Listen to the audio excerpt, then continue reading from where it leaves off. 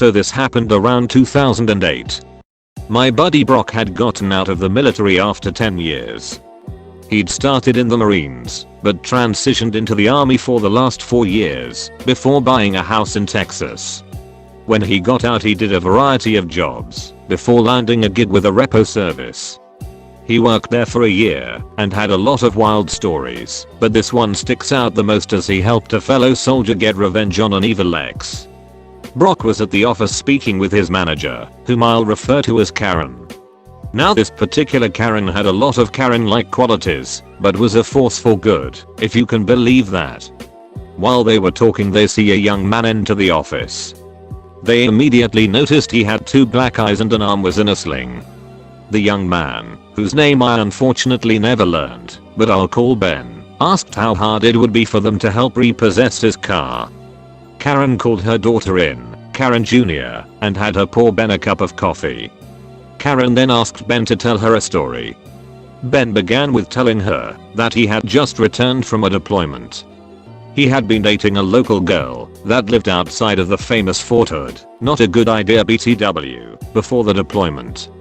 Thanks to a previous deployment he had managed to get himself a used black Dodge Charger, which was his baby. He further explained that shortly after buying the car he had met the local girl, who for the sake of the story I'll call Morgan. Morgan was always asking to drive his car, but he would always decline. When he was getting ready for his deployment Morgan repeatedly asked if she could borrow the car, but he kept saying no. After much needling he relented, but on the condition that she take care of his apartment until he comes back from rest and relaxation leave. She agreed. Ben left for his deployment, while Morgan took care of his place. When Ben came back for leave he found his apartment immaculate. He pulled his car from storage, drove to Morgan's. He spent a few days with her, before handing her the keys, and heading to his home state to visit family, before returning to his deployment. He returned again from his deployment, and found nothing but trouble. When he walked into his apartment he found a layer of dust on just about every surface. It was almost like no one had been there in months. When he checked his bedroom he'd found his room had been torn apart, all of his drawers had been searched and upturned. He tried to call Morgan, but never received an answer. He located his safe, which was hidden, and found it hadn't been touched. He then grabbed his spare key from the safe, called a buddy of his, and they went to Morgan's. As they pulled up to Morgan's he saw a car there that he initially didn't recognize, but as they got closer he realized it was his baby. Morgan had the car painted hot pink and put 24-inch spinners on it. He tried the key, just to make sure, and the lights flickered as it unlocked. While his buddy laughed Ben went to the front door and Morgan answered. He asked what happened to his car and she responded, "It's my car now." Ben walked away and hopped in his hot pink mess. As he started it 4 large dudes came out of Morgan's house, one with a baseball bat, and yanked Ben out of his car. They proceeded to beat the crap out of him in the driveway before his friend intervened, pulling his conceal and carry pistol on the group. He then took Ben to the hospital. I'm honestly not sure if the cops were called on this. I'd assume yes, but even then Ben said his friend drove by Morgan's house a handful of times while he was in the hospital at random times and the car was never there. Karen stared at Ben for a bit before asking for the paperwork. Ben handed it to her and Karen had a smile form on her face. She then asked Ben for Morgan's phone number. Ben gave it, but wasn't aware of what was about to happen.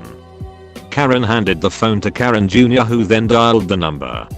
Karen Jr. then began speaking to Morgan, telling her that they'd met at one of the local clubs and wanted to know if she was down to party that night. Apparently Morgan agreed, and the plan was set.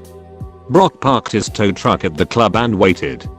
Sure enough, Morgan showed up with the pink monster, parked it, and went inside with some girlfriends. Brock gave them 5 minutes before he stealthily drove up to the car and hooked it up. As he was pulling out with the pink monster, Morgan walked out of the club.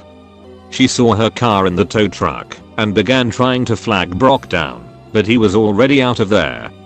The next day it was business as usual at the office when Morgan called. She was furious that her car was stolen by them and wanted it back. Karen, using her best customer service voice, told her if she had the registration she could come pick it up. Morgan began screaming louder that she was gonna call the cops, at which point Karen sarcastically told her please do, then hung up on her. As this phone call was going on, Brock happened to look out the window and saw Morgan standing next to a car in a vacant lot, throwing what appeared to be a temper tantrum. After Karen hung up, Brock watched her get in the car on the passenger side. Karen then looked out the window and had Brock verify it was her. She then began to smirk. Karen then proceeded to call the owner of the property Morgan and her friend were occupying. She told the owner about the car and asked if he wanted it towed. The owner okayed it. Brock then drove his truck over to the ladies in the car and introduced himself. They tried to explain that they were waiting for Morgan's boyfriend, but Brock insisted they weren't allowed to park there. They argued and called him every name in the book. Brock then hooked up their car and lifted it partially off the ground, forcing the two to exit the vehicle. They tore into him until he showed them the tow order. While this back and forth was going on, Ben arrived at the office and Morgan saw him walk in. She ran to the office door and Brock proceeded to lower the car. When Brock went back to the office, all hell had broken loose. Morgan apparently tried to snag the keys back from Ben, but he pocketed them. She began to hit him in his hurt arm and warned Ben that she'd call her friends to finish the job if she didn't get her keys back. Karen Jr. had already called the cops at this point and Brock got in between Ben and Morgan, even telling Morgan to try hitting him to find out what would happen. Morgan then tried to play the pity card and said she only wanted the keys to get her laptop out for school. Karen asked Ben to hand the keys over to Brock so he could grab the laptop. Brock retrieved the laptop from the car, and as he was handing it over, she rushed to aggressively grab it, but knocked it from Brock's hands.